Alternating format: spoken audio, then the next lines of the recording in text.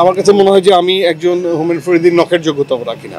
আমার মনের মধ্যে হুমায়ুন ফরিদিকে নিয়ে একটা অসম্ভব গাঢ় সম্মান আছে এবং আমি তাকে আমার গুরুর দরজা দিই। বাপ সবসময় বাপই থাকে, হ্যাঁ।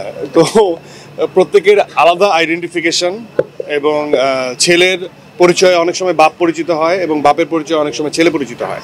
সো আমার মনে হয় এভরি ইন্ডিভিজুয়ালের আলাদা আইডেন্টিফিকেশন থাকলে সেটা অনেক বেটার।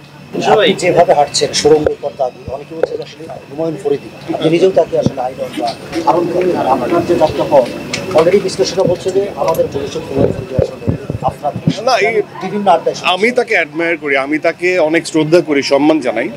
কারণ আমার কাছে মনে হয় যে উনি সর্বমাধ্যমেই অনেক পারফেক্টলি নিজেকে এন্ডোর্স করছে। এর মানে এই না যে আমার সাথে তার তুলনা হবে বা আমার সাথে তার, আমরা দুইজন, আমি প্রত্যেকেই এখানে যারা যে সময় আছে মানে আসে কাজ করতে, তারা ডিফারেন্ট টাইম লাইনে আসে।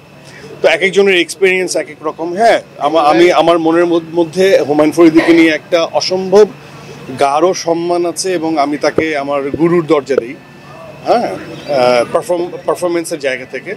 সো এটা যদি কেউ বলে মন্দ না, কিন্তু আমি মানে তার, আমার কাছে মনে হয় যে আমি একজন হুমায়ুন ফরিদির নখের যোগ্যতা রাখি না, হ্যাঁ। সো আমার কাছে এরকমই মনে হয়।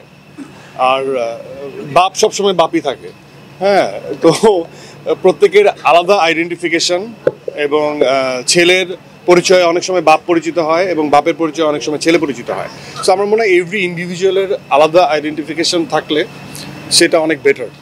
আমি একজন আফরান নিশো যেন হয়ে উঠতে পারি এবং ভালো পারফর্ম করতে পারি ভবিষ্যতে, এবং সবাইকে নিয়ে একসাথে ইন্ডাস্ট্রির কোনো ভালো দিকে জানি নিজেকে কন্ট্রিবিউট করতে পারি, সেটা আমার লক্ষ্য।